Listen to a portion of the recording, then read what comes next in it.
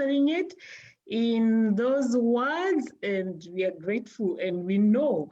I like what you said that you had no idea that you're going to come here. Me, from primary school, let me tell you people, I used to say I am going to Netherlands. I didn't know where Netherlands was. But after high school, after college, actually, I got married and I forgot. Then, you know the way children become bigger and then your dreams start. Again, yeah. So that is how I came. So we are running out of time, so I'm sorry we have to rush this. So I would like to introduce one of our guests, and I want to show you something. Can you people see? Yes, I can see something on your ear. Oh yeah, it's cute. Can you see Africa? We have to look very closely. Let me, I have to remove this. Can you all see? Yeah, wow. Wow. Yes, the guest I'm introducing right now, she made this one. So welcome, Tamlin, and let me not even say anything else. Talk about this. Yes. Hi, Bella. Thanks so much for having me on this talk show. Yeah. Yeah, I came to the Netherlands 5 years ago, 3 days ago. So it's my 5-year anniversary. I didn't think I would land up here. I was living in South Africa and I was actually in the TV industry. And I met a Dutchie and we decided to come to the Netherlands. And in the beginning, it was a little bit of a challenge because we had obviously language barriers and the work environment was a little bit different. So I tried to get into the TV industry here and I was looking in Hilversum and all those places. And yeah, I really struggled. And I thought at some point that I need to branch my skills out a little bit. I need to try something different. So I dabbled a little bit in art and things like that. And I started making costume jewelry, and I discovered I had a really big passion for making jewelry. And I ended up going to a small goldsmithing course and fell in love with it so much that I enrolled in a 4-year course to study jewelry making. And I'm now nearing the end of my 3rd year. And then my 4th year, I do internships. But in the meantime, I've been working on building my own business. And it's under my own name. I officially registered it under my own name at the beginning of January. And so far, the reaction and the responses have been so positive. And I've just got so much energy for it. I'm sure you can tell. It's just, I'm bubbling over because it's just such a great industry to be in. And the people in this industry are fantastic. Everywhere you go, people want to impart knowledge on you and help you and show you how to do things. So it's an incredibly dynamic environment. Yeah, it's a place to be creative. It's a place to really interact and engage with people. So I think I've found my calling in life, and it's just been such a blessing up to now. Yeah. Kindly, Tamlin, show us some of your work. Yes, I'll put something together for you. I'm going to try and share it with you all now. Let's see if I can share my screen here. I think there we go. All right. Oh, wow. So these pieces are, they're pieces that I have been making from the time I started my first course. Some of them are very intricate. I like to describe my style as fun and daring and somewhat classical in some ways as well. But I do like a challenge. So when customers come to me with different ideas, I like to sit with them and brainstorm and try and get them to try and help create something that they really will be in love with. So I really enjoy the design process as well. So everything from designing it on a piece of paper to actually making the piece, handing it over, or if you're not working with clients directly or customers directly, then, showing your work at markets and things like that is also so thrilling and so great because there you really get to engage with people. Wow, you people, Karen Pao, you have somebody for fashion high tea. I'm looking at her designs and they are so beautiful, unique, and I can see the thought that is put behind it. you know, it is amazing. Yeah. And you've been able to do that in the 3 years now that you've been doing your course. Yeah, yeah. Good job. Thank you so much. That means a lot. I want to have one question. I'm sure I'm not supposed to be doing this. Caroline, be prepared to invite all those who are with us. So, but before Caroline comes in, I want to ask Tamlin a question. What is your challenge? I know me and Tamlin, we live in the same village, and it is a real village. Of course, it's not like Moranga. I come from Moranga. But you live in a village in terms of Dutch. So Tamlin, what is your challenge as an entrepreneur? I had a couple of challenges that were more kind of life oriented or regarding life decisions. So when I first came to the Netherlands, I got married, started studying, had a baby, or was pregnant and had terrible morning sickness, had a baby, all of those things whilst trying to study and start my business. So that was a challenge in itself. But with regards to the language, I think that the Dutch language is something that you really need to get into if you want to live here and really integrate. But as a business person, I think that you can't start early enough. The earlier you start learning the language is the earlier you can start engaging with people and really creating important connections with people. So I must be honest, in the beginning phases, it was quite a challenge. But it's like that anywhere, you know, especially coming from a communications background, coming to a country where you can't communicate is quite a challenge, where you have every intention to do so, but you don't really have the means to. So that was a bit of a challenge. But when you do start getting into it, you do start giving yourself a goal to learn the language, it opens so many doors for you. And by doing that, it just becomes easier and easier, because the more you speak Dutch, the more you learn, the more you open those doors. So yeah, it's definitely, I think, getting yourself out there is important, and it's just speaking the language. Yep, I agree. That bit about the language, let me tell you, for me, it was fun. I remember going to the market, and you know, they have very funny markets, because in Wageningen, in the students, of course, I was a typical student, so don't blame me, blame the culture. So I go to the market, and we usually wait for the evening, because in the evening everything will be very, very cheap, and they are calling Auro, Auro, and they'll talk to me in Dutch. Then I would speak in Kikuyu. Kikuyu is my language. So it was very, very funny. I really enjoyed that, but I understand about, you have actually, in communication, we say for you to enter people or to know people, you have first of all to know the language. So yeah, the language, that is your challenge. It is my challenge up to now. And yeah, I want to give it up to my co-host, Caroline Powell. Please introduce the participants. And I see, Sherry, you know Sherry Tamlin? Yes, that's my mom. Yes, I guess that's another. Welcome, Mama. Hi, Mom. Yeah, she's muted. So Caroline, please welcome the people. Thank you. Thanks a lot. And Tamlin, just to add on the language bit, that was also the most challenging for me, you know, like to feel like you fit in, or this is your home, you have to be able to talk. And for me, it was very difficult, because if I wanted anything, I had to go with my husband. If I want to go to the shop, yeah, speak for me. And, you know, coming from a place where you talk for yourself, you know, you say everything that you feel, and now you're stuck in this thing that somebody else has to communicate what you want to say. It was really, really tough. So yeah, learning the language has also helped me a lot. And I think for the Dutch people also, when you approach them and speak to them in their language, I mean, they see that you put some effort, so probably they'll give you a little bit more space to listen to you.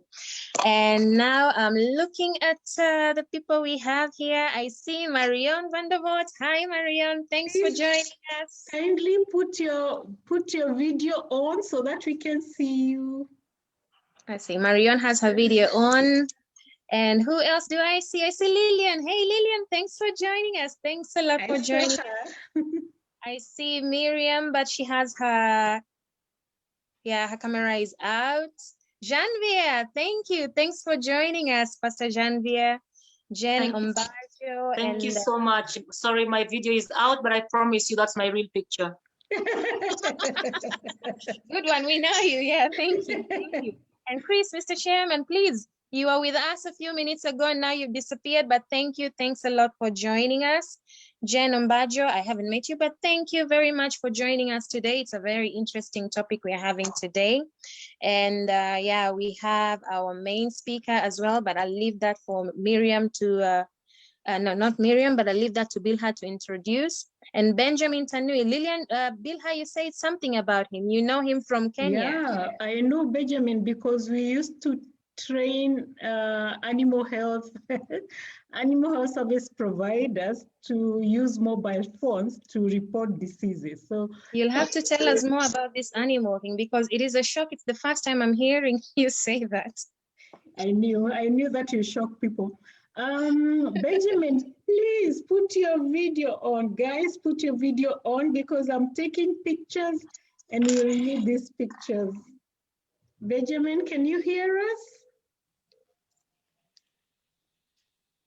Oh, we've missed Michelle. Nice to see you.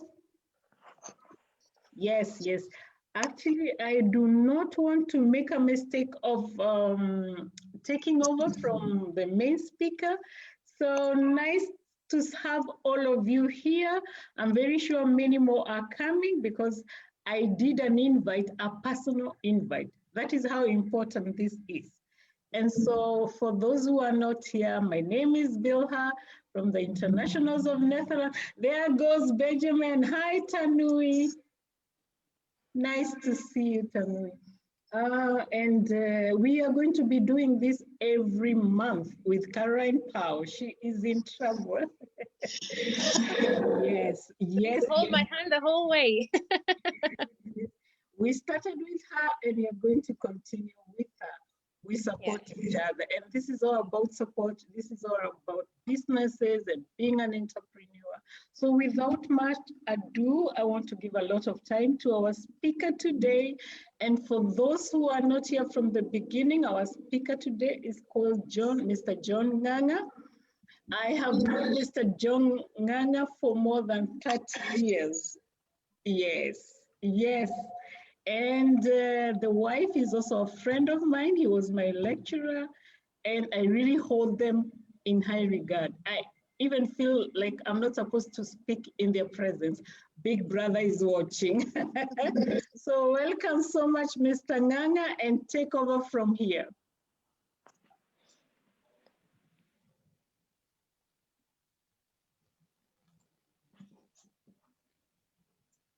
Okay, we are just about to start. I want to see whether you can, are you able to see my slides? Yes. Yes.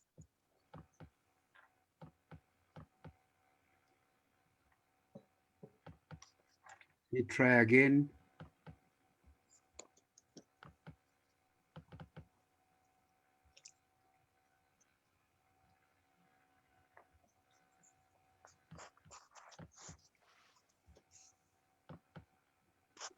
I think we are on. Yes. Our discussion today is on entrepreneurship. Here, I know I'm addressing maybe 3 or 4 different people, but all of them are interested in investment. All of us are supposed to learn the importance of saving, that when we earn our money, a bit of it is not for use on that day, it's for use tomorrow. In economics, they say that some human beings have a marginal propensity to consume of 1. That means everything they get, they use. Some are even worse. They use the money before they even earn it. And so they are in debt on a continuous basis. That's our discussion today. And we are saying that all of us should be improving our income stream over time. If you are earning, in Kenya, we call them shillings. I don't know what you call them in Netherlands. if you're earning 1,000 shillings, you should find a way of improving that income stream so that in 5 years' time, you are not still earning that. And you can do that through several methods. One of them is entrepreneurship. But so I'm addressing myself to some of you who are employed and want to know how to use their savings so that they can bring them higher income. But I'm also talking to others who have decided they don't want to be employed. They actually want to be, instead of being a job seeker, they want to be job creators. They want to create jobs, not just for themselves, but in order to give opportunities to others to get jobs. And they are in this particular group, entrepreneurs who are seeking to run business. But I think there is a third class of people who are in the group where they have ideas and they're asking, how can I use this idea profitably? Not just for charity, but profitably.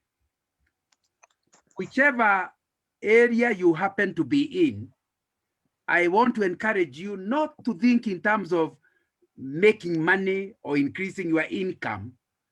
The better thing is, and the most important is, think of a need that certain group of people, a target market, have. Now, if you have that need and you identify it, the second thing is identify how that need could be met. And your aim should be to meet that need. If you actually meet that need, and it was a real felt need, they'll be willing to pay you, and you could end up as a byproduct, earning money, becoming rich. But the aim was not to become rich. If you start the whole process with wanting to make money, you'll be tempted to be a crook because your issue is making money. So you want to do anything and everything to make money, including, we say in English, shortchanging people. You know, you don't pay, people don't get value for their money. And that's not going to be a very, very good thing that you have. So right at the introduction, I want to say, aim at meeting people's needs. However, my first thing is to surprise you by saying, not all of us are meant to be entrepreneurs. There are many ways of making them, meeting needs. There are many formats in meeting those needs. There are also many ways of making money. God did not make all of us to be entrepreneurs. Unfortunately, the normal assumption, especially in Africa, we are told the reason we are poor is because we are not entrepreneurs. And people have gotten the impression that all of us can be entrepreneurs. Let me tell you, it is not true, and it's not possible for several reasons. The first one is, and I want to go through them, because if I start a business, I will require employees. If those employees have been told not to become employees, that all of us will become entrepreneurs, then obviously my business will be a one employee business. I'm the only employee. Those kind of businesses are called kiosks in Africa. One where you sit there and you are the only one. And you can't end up with a multinational. When you hear of these global companies, they must employ people. The founder may be 2 or 3 people, like Bill Gates, but the people they employ are in thousands, hundreds of thousands. They create jobs for others. If those others want to also be entrepreneurs, obviously there will be no global companies that will exist. And I think that's a very, very important thing. So do not get cheated by this talk that all of us can be entrepreneurs. If we are, we will be a nation of kiosks. And I think that's not what we really are after. You know, in a big business, we're talking about that will uplift any country up cannot be done by less than 10 people. That's my suggestion. So you should be looking at organizing a business with not less than 10 employees. So it means for every one entrepreneur, there might be 10 that agree to be employees. So we need to be very careful about the idea that all of us must become employers, because that will happen is many of us who operate below our capacity, our potential. So that's the first thing you need to understand, that you must employ people, and you need to ask them, am I to be an employee or an employer? And that's important. Any country that develops must have more employees than entrepreneurs, however.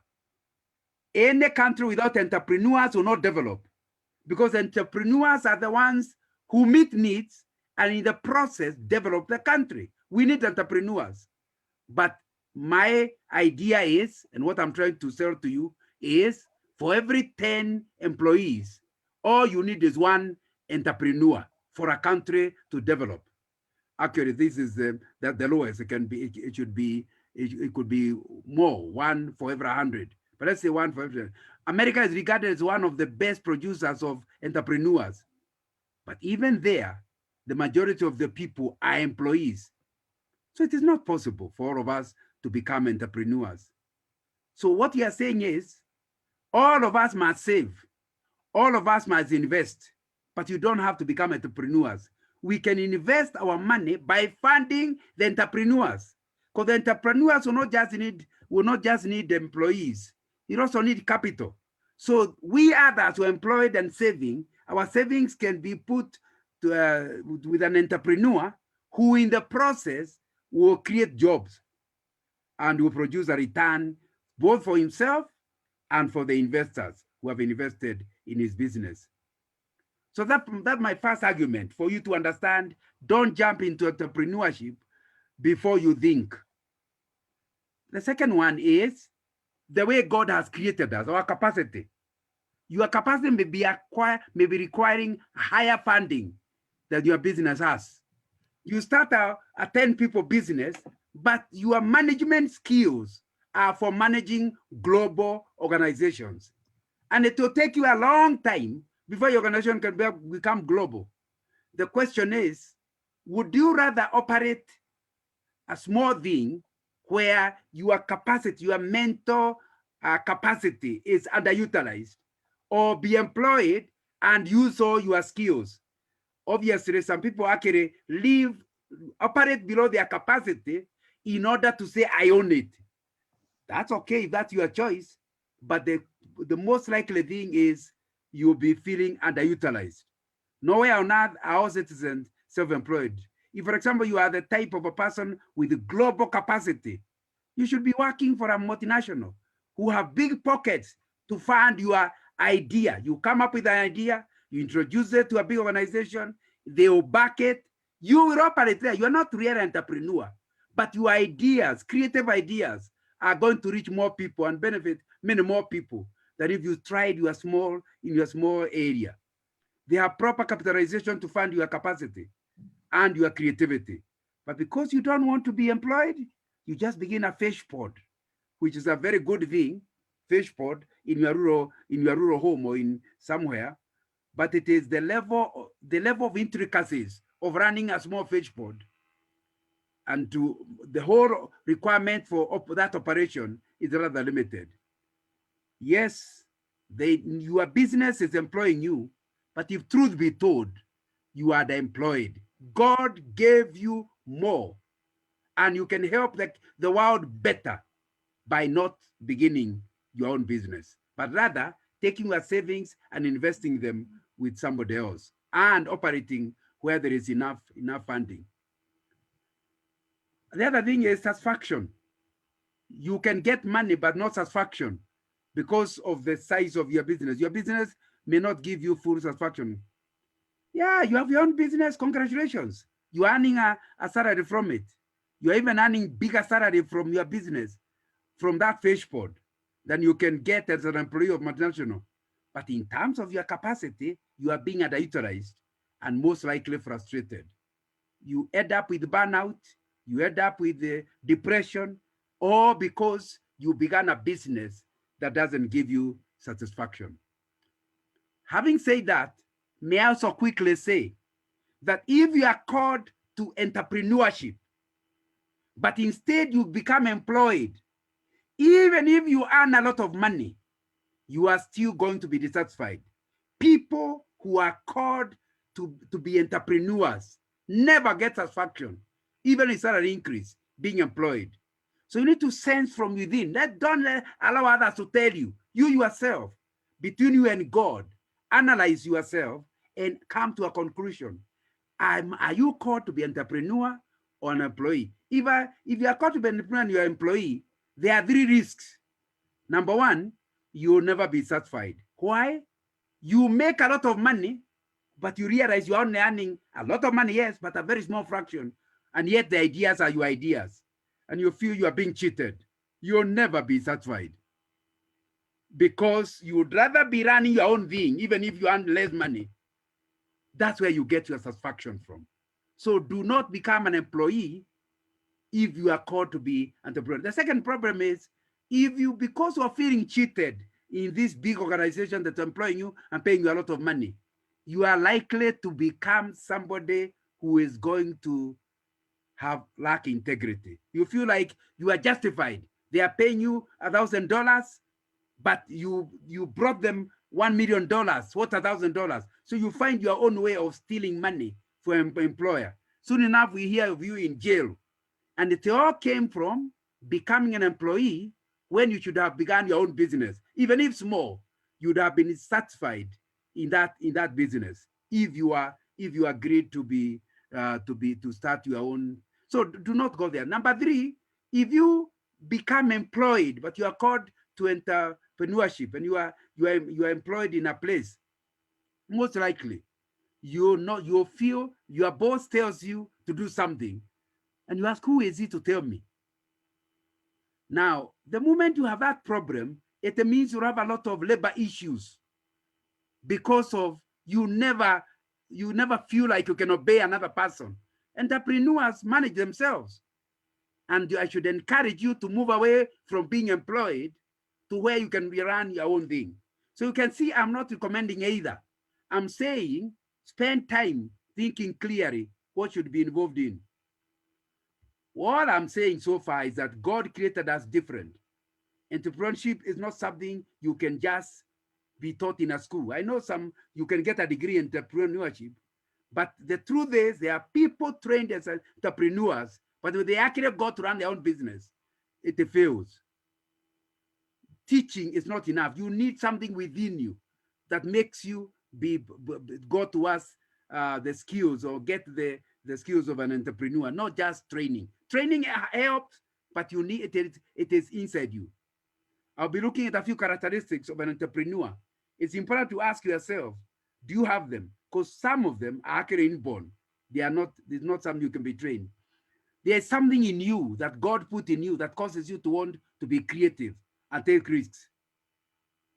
If you don't have it, my friend, you'll begin a business, but you are so careful, so risk averse that you cannot give anybody credit and you cannot dare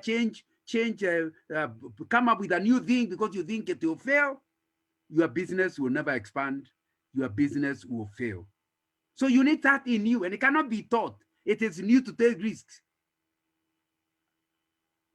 If the family is pushing you to become an entrepreneur, they can even produce the capital and give you, but you will end up failing. If that thing in you that allows you to take risks and be creative is not there, could even take just 3 months, you will come to ask for more money because the money you are given by your funding agency, your parents or whoever, is gone.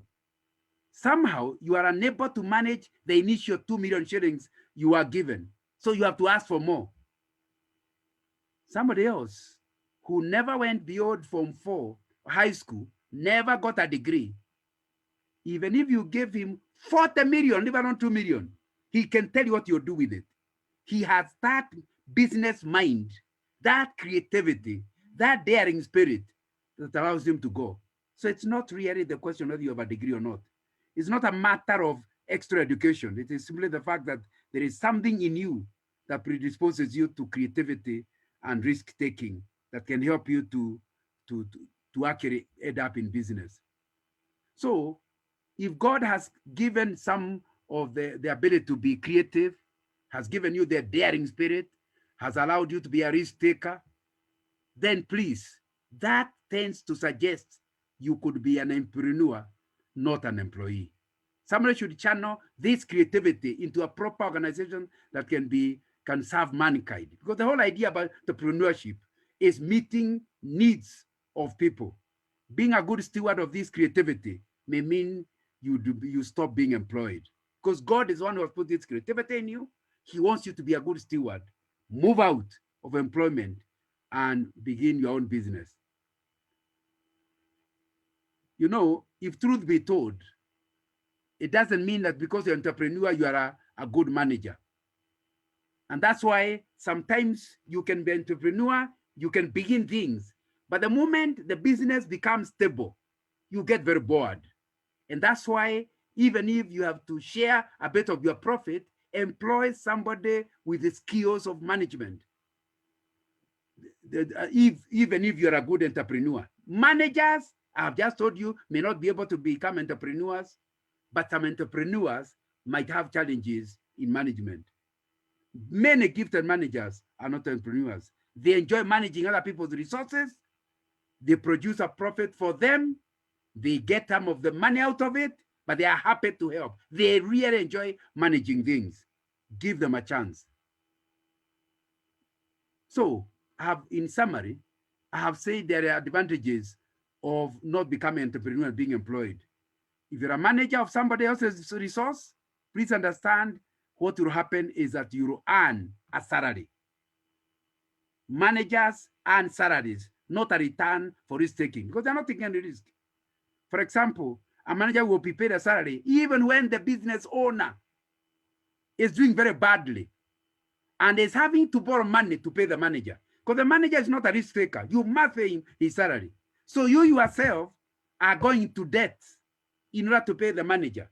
So the manager has, in the initial stages of the business, the employees are smiling all the way to the bank.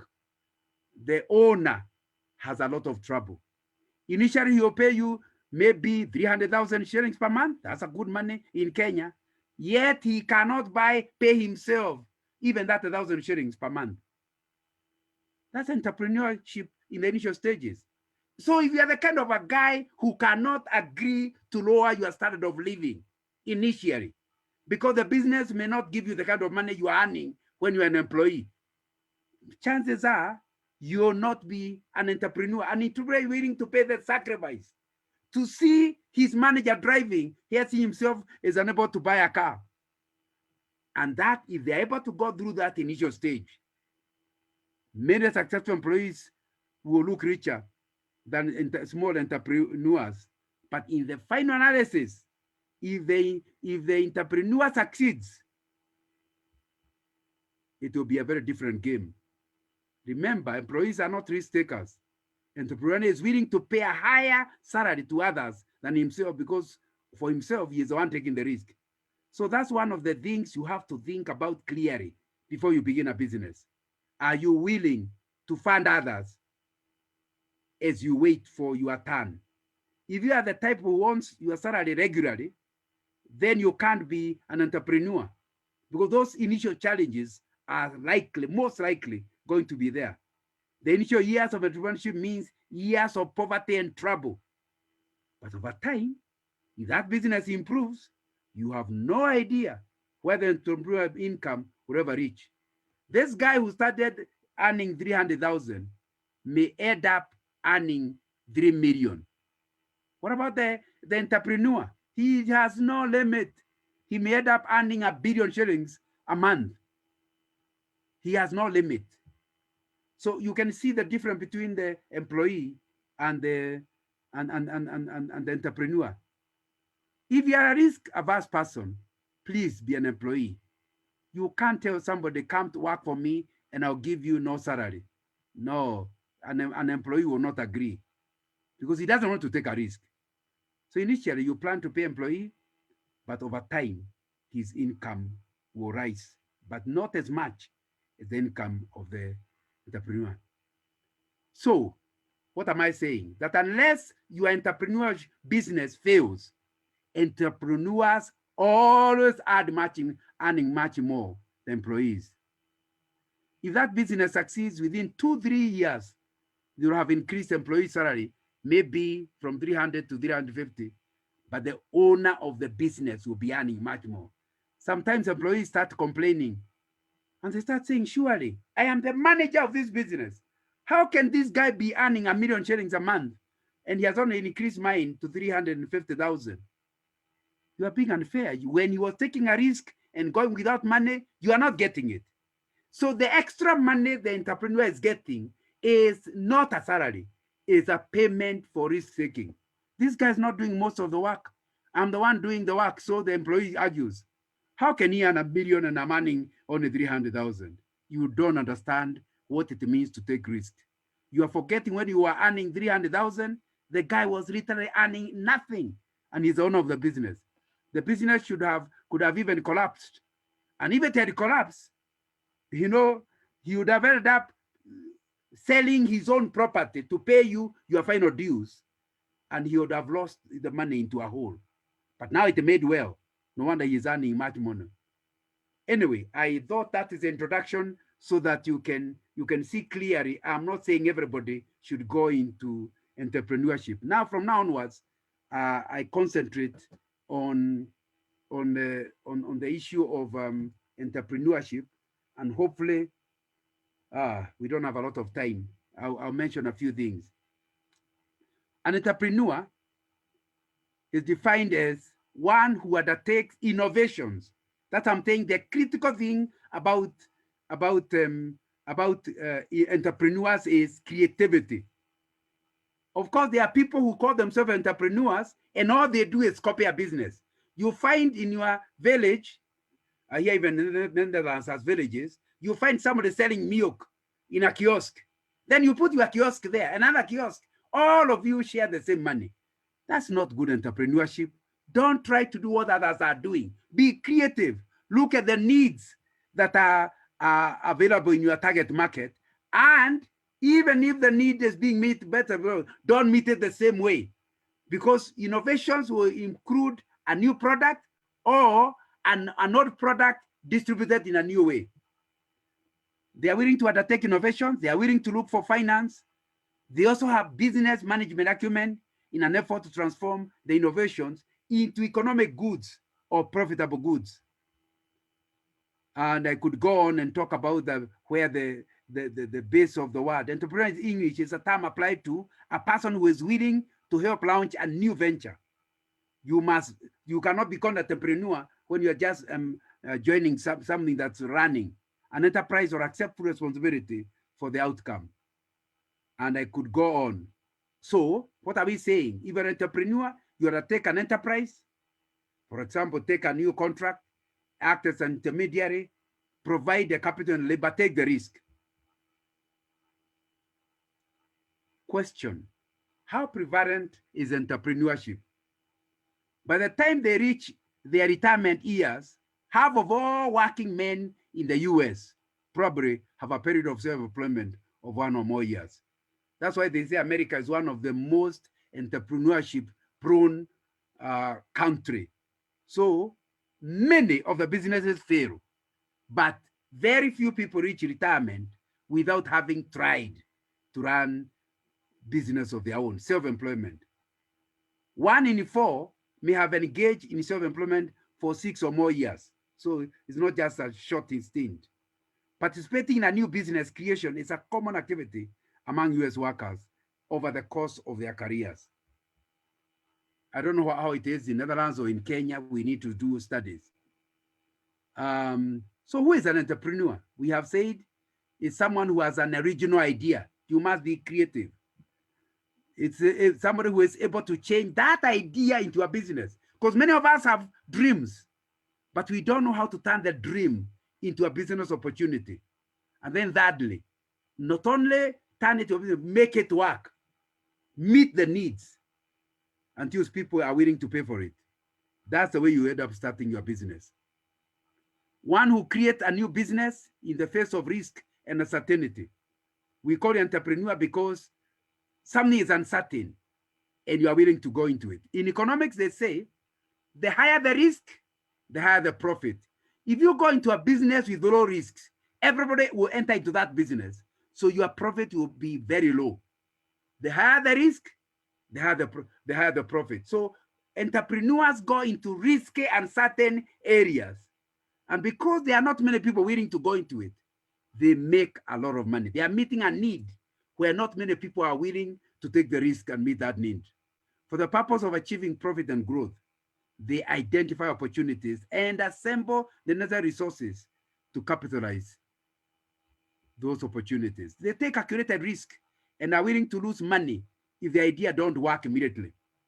In other words, an entrepreneur will start a business with the knowledge that there is a big possibility he could end up without it. Because risk, what's the risk?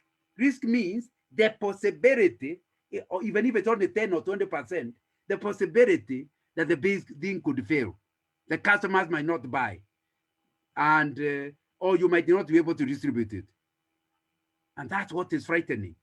That's why if before going to business, and I talked about it the other day when I was talking to taking action, you must be somebody proactive. And what is to be proactive? Think about the idea and think in two terms. What will happen if you succeed?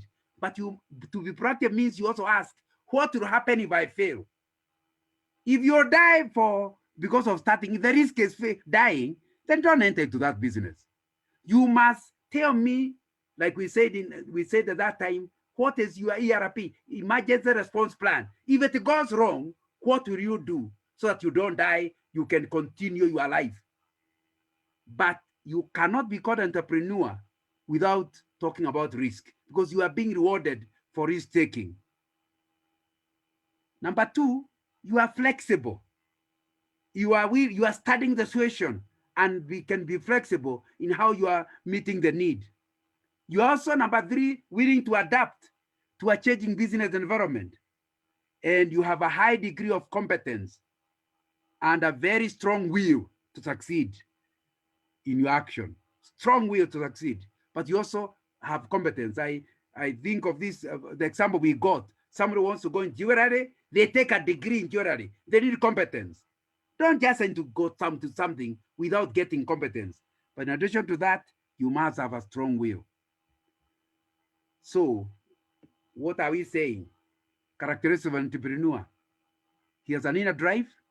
He is creative. He is open-minded. I should be saying she also. She is naturally competitive. She is willing to accept constructive criticism. She is even willing to be rejected.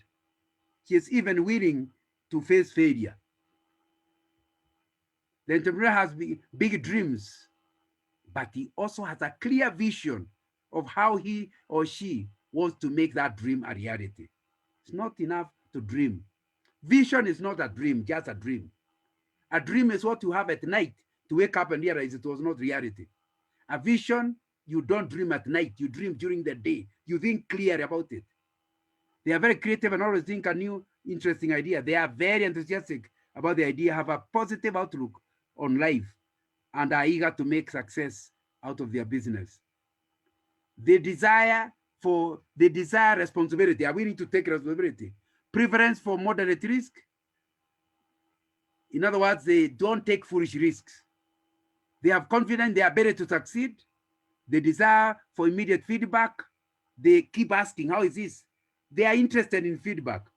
But they have high level of energy, and they have a futuristic orientation. They think about the future customer. Because the customer may be like this now, what are they likely to be tomorrow? And they are also good at organizing, because that's what they do. They organize the resources, organize the people to meet the need.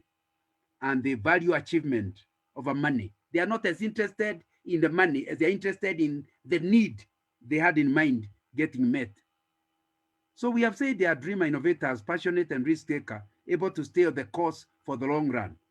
They don't give up very easily, because you start, you fail 2 months without any money, you fail that month, you give up. No.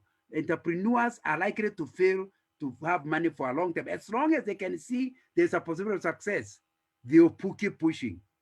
So they are willing to be on a continuous learning curve. They're excited about last month's failure, because after all, they learned what not to do. They are people persons. In other words, they are interested in working with people. You can't dare make business if you don't know how to work with people. They are motivators. They motivate their team. They're able to cope with the pressure and stress. They're able to work within budgets. Because if you start doing work outside your budget, you'll soon be sold by the bank. But they enjoy achieving as much as the money that might come along. So what does he do? One who introduces, you introduce a new product, you introduce a new method of production or a new way of distribution. He'll even look for a new market, same product, but now he has a new market.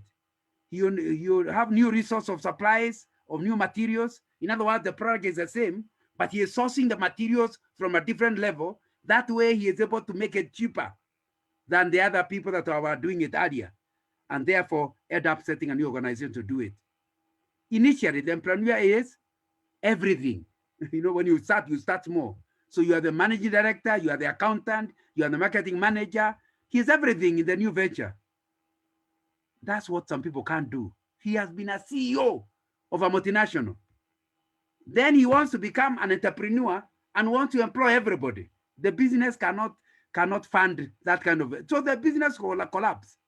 If you must forget used to be a CEO, a managing director, chief accountant. Come and be everything. You are doing your own accounts, you are doing your own sales. That's the way to start the new business, so that your cost of operation are low. You need the ability to organize, identify people who can work with you. You need the value achievement of a money.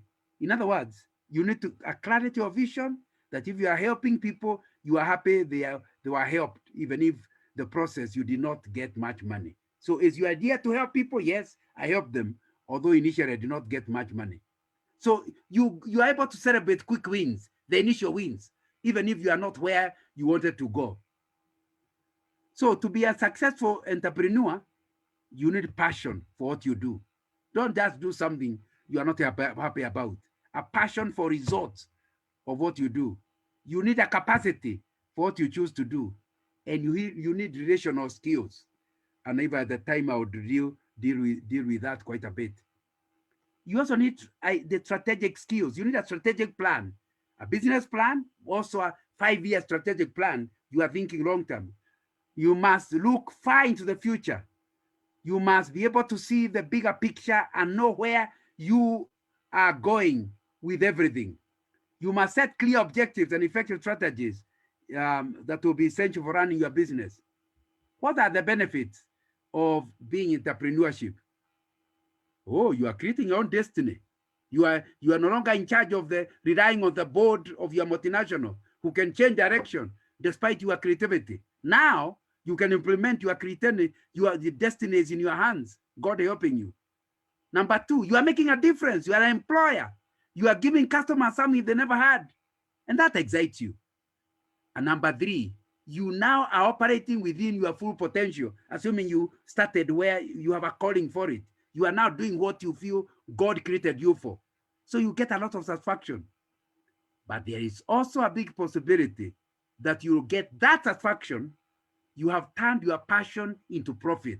You will make impressive profits, and you'll be contributing to society, and people recognize you. You leave a legacy for your efforts. Do what you enjoy, and to have fun in it. Turn passion into profit. That's really what you are going to business for. What are the challenges you will face? Number 1, I've talked about it so far, uncertainty. Business is very uncertain. Uncertainty. Risk of losing your entire investment is always there. Then when 5 o'clock comes and people go out of work, you remain behind. You have long hours of hard work because you don't want your business to collapse in your hands. Then you are likely initially to live a lower quality of life until your business gets established. And there is a big possibility that you had a better stress levels when you're employed. Now you have very high stress levels as you fear whether your business will take off.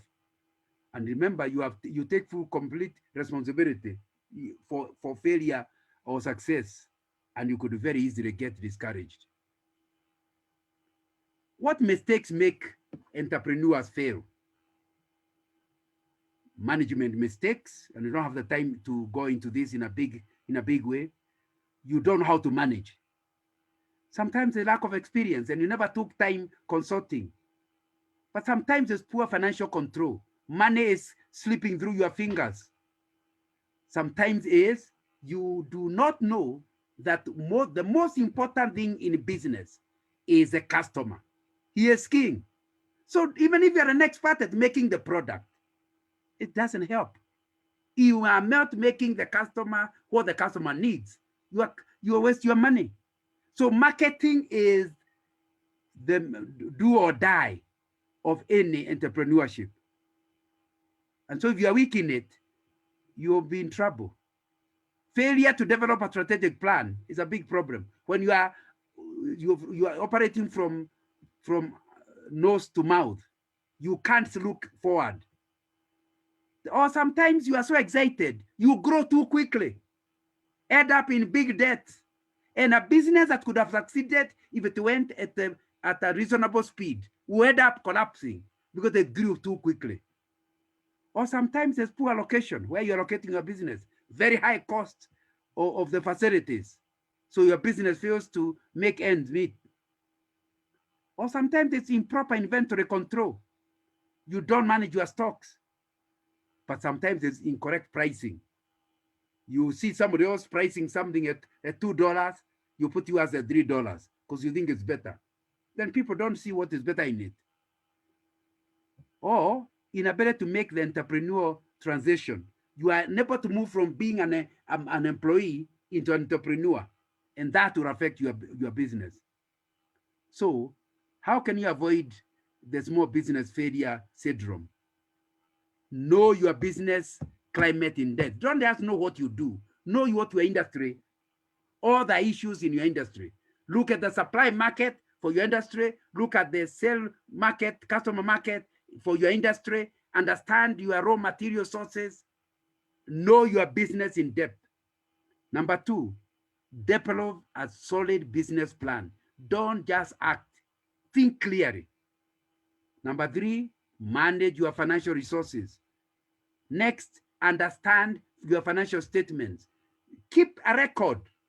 Don't get an income and eat it.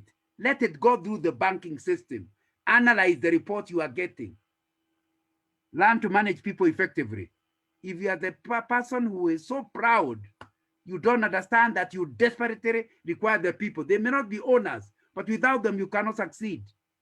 You must have good rapport with the staff and keep in tune with yourself, and that will be very, very important. What will motivate you to go to business as we go towards finishing? Independence. Not wanting to work for anyone else. Desire to be one's boss. Maybe that's the one that is pushing you. But number 2, money.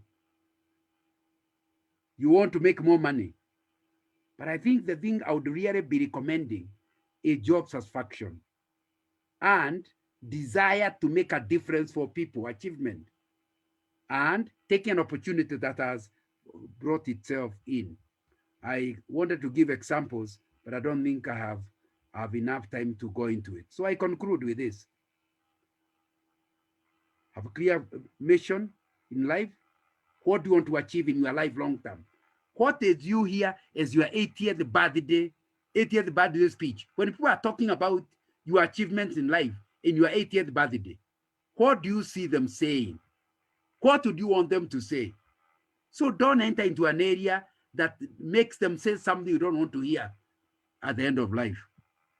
I'm not saying you die at 80, but at least above 80, you are likely to be that more active. Recruit the best staff. That's important. Whose diversity mirrors your market. Know your weaknesses. Recruit people who can cover your weaknesses. And recruit people where your employees represent the customer. When the customers come, they should see themselves in your employees. That's why we do diversity. First of all, have a picture of success clearly. How will it be? What will it look like when you have succeeded? Prepare for it. But my friend, I've said so far, also picture failure and prepare for it. Don't become somebody who just thinks of things go well. I'm not suggesting they'll go bad, but in case they went bad, You should not be in shock. We should not be rushing into hospital because you knew it could happen, but you knew chance of it happening is 10%. But even that percent means that it can happen. So what do I recommend? That you do a SWOT analysis on yourself. Understand yourself fully so that you recruit, you are clear about it. But I really recommend that you have a board of very tough experts who are not the owners of the business necessarily, but they are the people you bounce your ideas on. This is what I'm thinking. You are bored, even if it means only 4 times a year. You bounce your ideas on them. And they also hold you to account. You say, this is what I'm planning to do. They ask you, did you do it? But I really recommend that if you are an entrepreneur, be full-time in it. A lot of business fail because you give to your uncle or give to your son or give to somebody and they don't understand what your vision is. It's better to employ somebody you can fully trust rather than be half-half in your business. And that is a few of the things I wanted to share. So unfortunately, we have gone quite a bit. Can we allow a discussion now?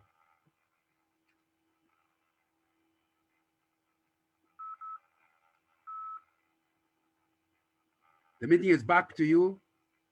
Yes, Caroline? thank you. Caroline has stepped out a little. Thank you. I cannot even start to say how much I'm grateful. We are so lucky to have you. We are so lucky for the inputs you've put to us. Most of the people here, because I think I know all of them, yes, are business entrepreneurs. And we are so lucky to have those motivational topics, and I'm sure each one of us was looking at themselves and their business and putting question marks. I see a number of questions here, but there is one, because it's close to my heart, I'm being a little selfish, that I would like you to answer before you go. The one of, do you have any advice on where one can learn the skills needed to manage a small business? I will give you 3 sources.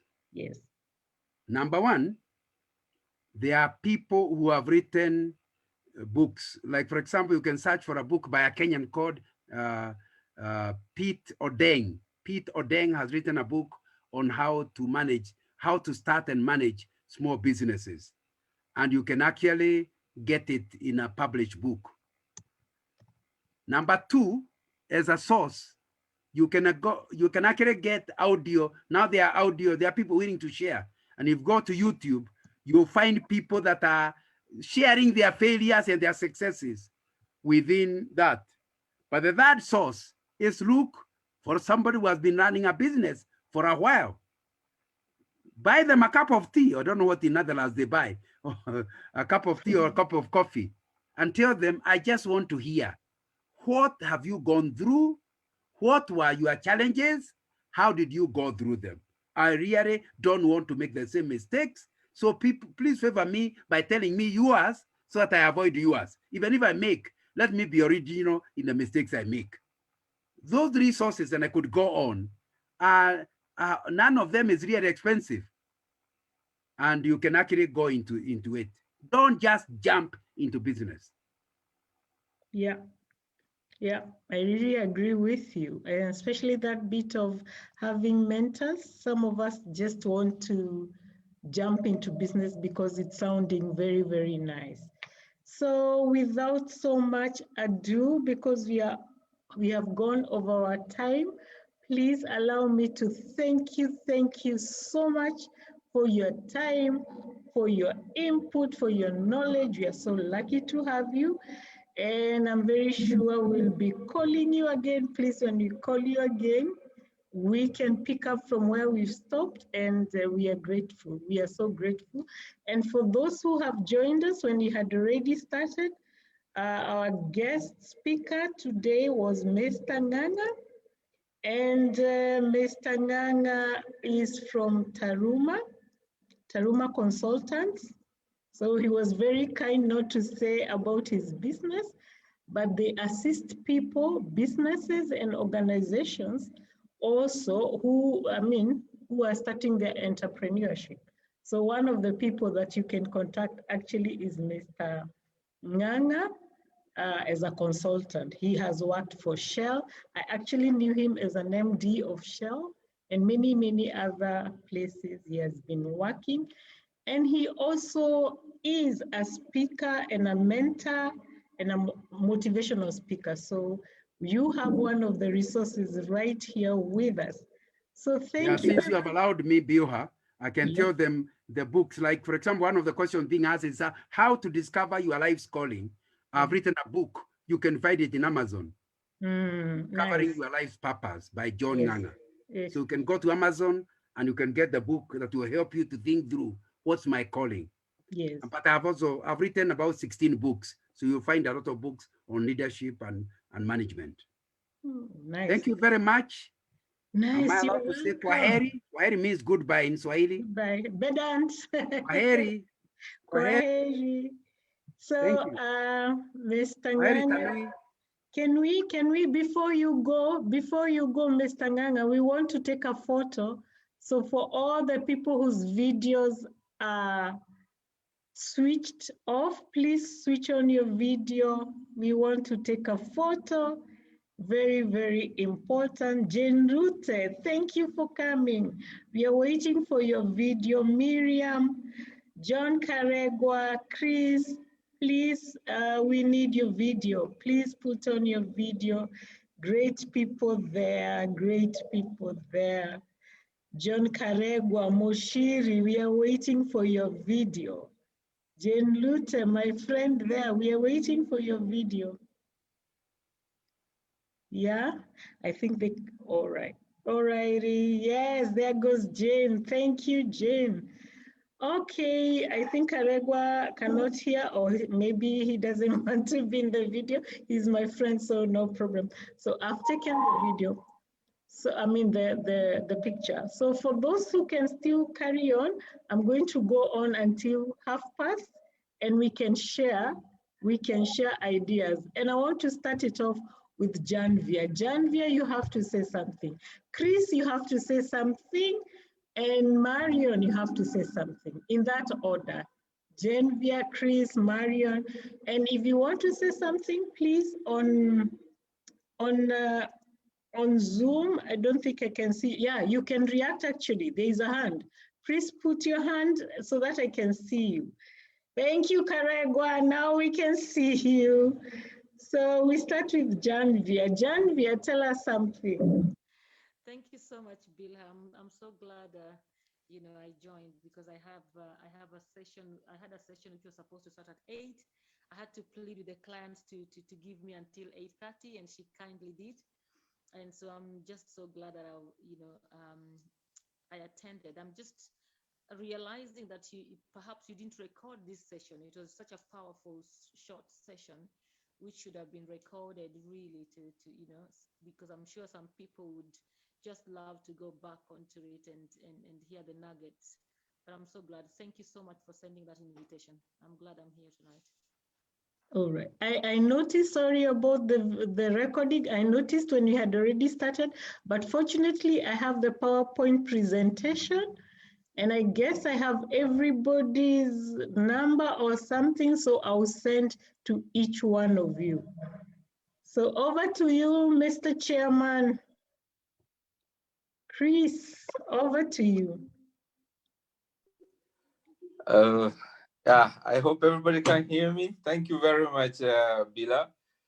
This has really been a very big turning point also for me. Yeah, I do not have a lot of businesses. Of course, I do invest here and there, but other people also manage the businesses for me. So I'm more of, I'm an investor basically. So I do not carry out the business myself, but I think we've had a lot of really good tips and some really insightful messages coming from John Nganga.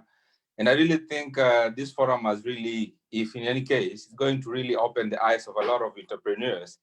And the references which John Nganga has actually directed us to, I think they're really, really important to be looked into because they can actually give you more way forward. And the way they say, not everybody can be entrepreneur. You need to find your place. So if you cannot be the one to actually start off the business, maybe you can invest in somebody who can do that business. And together, by sharing the ideas that both of you have, I think we can reach far, you know, like they always say, if you want to go fast, go alone. But if you want to go far, take a crowd with you, somebody who knows what they do. So I really think, yeah, a very good forum. And thank you very much for having invited me. I've really benefited a lot from the ideas and the good information that there was in. Thank you very much. Chris, I think you're the next speaker. You seem to have absorbed more and you have ideas. I could be calling you. So please let me give you a second to talk about Kaydan. It's very important for us. Yes, thank you very much. Yeah, my other cap, other than being myself, I'm also the chairperson of the Kenyan Diaspora Association in the Netherlands. We call it Kaydan in short. And Kaydan basically is striving to develop, or rather provide a platform for Kenyan diaspora here in the Netherlands so that we can have a way of channeling all our frustrations, voices, successes, strives in one platform, and try to be very much inclusive for each and everyone. Kenyan, friends of Kenya, you not only have to be in the Netherlands, but also here in the diaspora.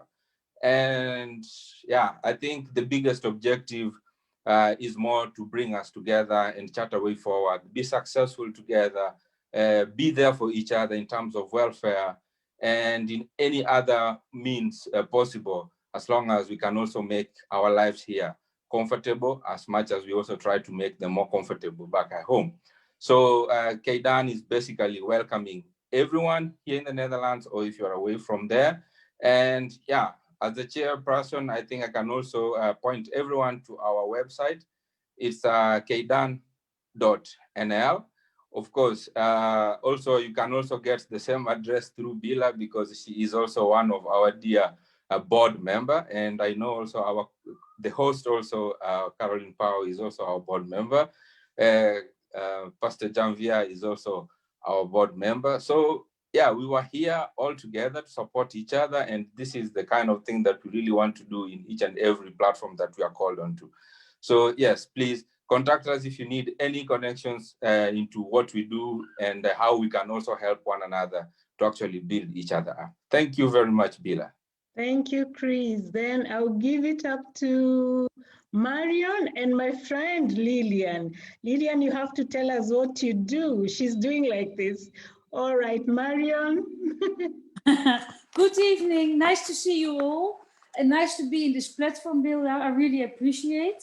But I can, besides the fact that the words were indeed very inspiring, but I can say about entrepreneurship is indeed something that is in your skills. You can develop it. But when you start a business, no matter what business, small or big, always make sure your administration is in order. Never think it will never happen to me, because it happened to me. So I know I'm talking from experience. When you start a business, get yourself informed at the tax office, get yourself informed at the Chamber of Commerce. What am I awaiting? What are my goals? What am I going to do? Get your files ready in the house with your, how do you call that? Your terms and conditions, your contracts, everything, even if you never use them in the first year.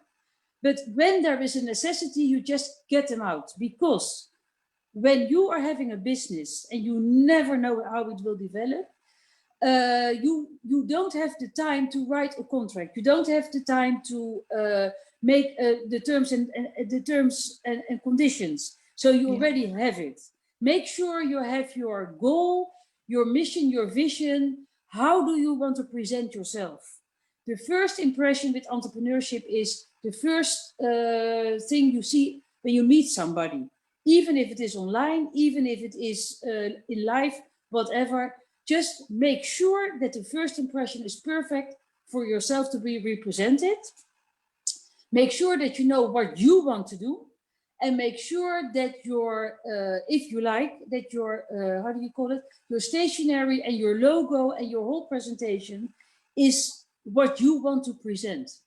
because I am talking from my own experiences. I guided a lot of young entrepreneurs when I started 20 years, and most of them fail because they don't have their administration in order. They earn a lot of money, but they can't move on because everything is not in order. And when you live in Holland or anywhere else in the world, it has to be organized. So make sure everything is organized, no matter, and if you can't do it yourself, hire somebody who can do it for you.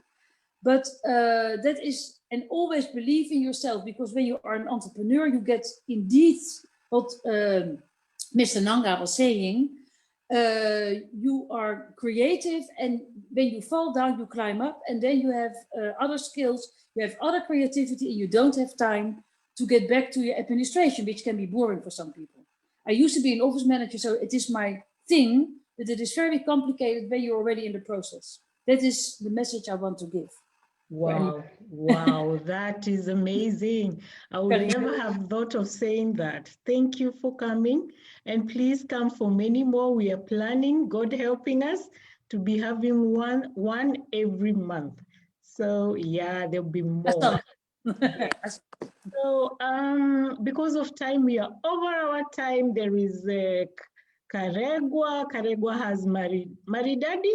Oh, his hand is up. So go on, yeah. Unmute yourself. Unmute yourself. You're muted. Please unmute yourself. Okay, right there? Yes. Okay, thank you very much. I think this is a very interesting idea, because we've all gone digital. And I think it's a very good idea for International Netherlands. So you need to keep this world busy. I was actually on another Zoom meeting, which I had to sign off and just to come in. But quickly, when I looked at the last presentation, I felt Mr. Nganga is coming from the front of a big business who is talking about having a board. In the context of a small business, if you even approach someone to be a member of the board when it's still a new business, rarely will you get people to become members of the board. And that's why for me, and I've done business now for over 15 years, is to encourage you to get started and learn on the way, what you call school of hard knocks. And you learn on the way until all these structures are in place. For example, in the Netherlands, lots of businesses actually operate from people's houses.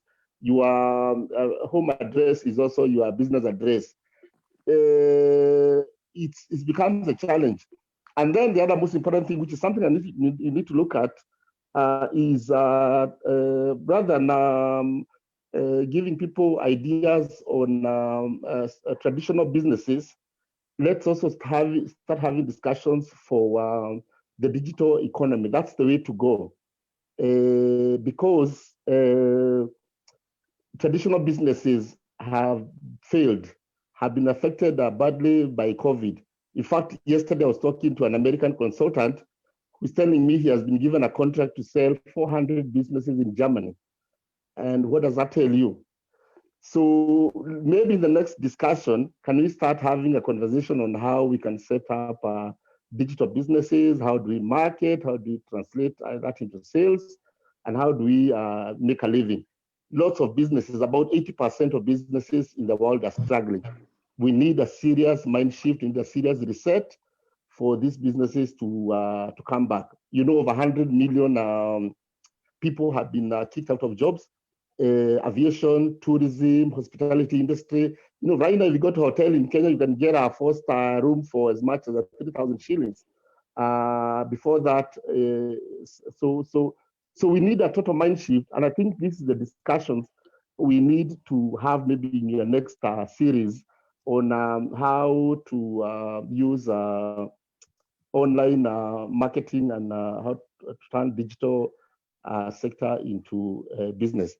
That's my contribution, and thank you so much for the opportunity. And I missed the most part of the presentation, please share the recording so we can see what we missed, and we can continue giving an input. Thank you. Good to see my friend here, Marion, Janviel, Chris. Good to see you guys. Thank you. Thank you. Thank you for your input, Mr. Karegwa. We have talked a lot with Mr. Karegwa about businesses, and yeah, he has a company called Barefoot.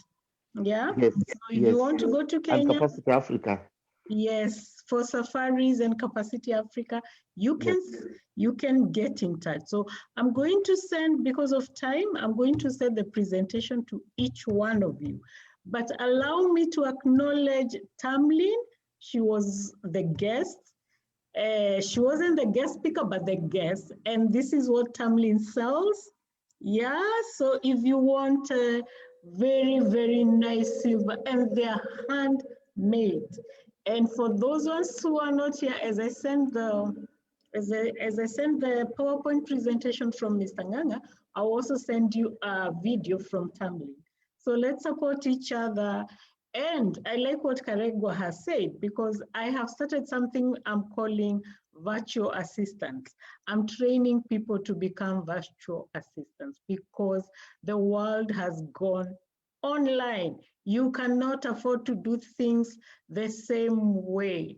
If you need help on that area, that is a topic that we can bring up another time. I'll talk to Mr. Karegwa, and we can see how we can come back on another topic. So thank you, Jane. Thank you, Lillian. Lillian is doing something about, she refused to talk. I'll talk on her behalf. Lillian is doing something for wellness. She sells very nice products that helps you to lose weight if you want to lose weight. Yes, Lillian, am I right? Yes.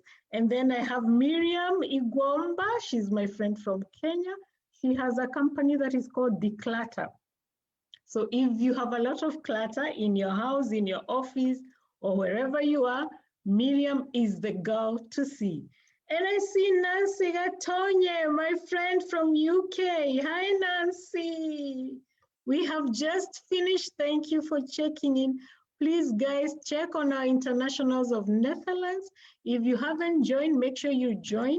I'll be posting when we go live. And for the women here, join African Women in Trade. Please join AWT. It is free for now, and it's not going to be free for a long time. Okay? And by the way, it's not for women only. I think, Karegwa, am I right? All right, it's for women only for now. So thank you everyone for coming. God bless you. Have a great night. Internationals of Netherlands is the place to be. Thank you. Bye-bye. Doei.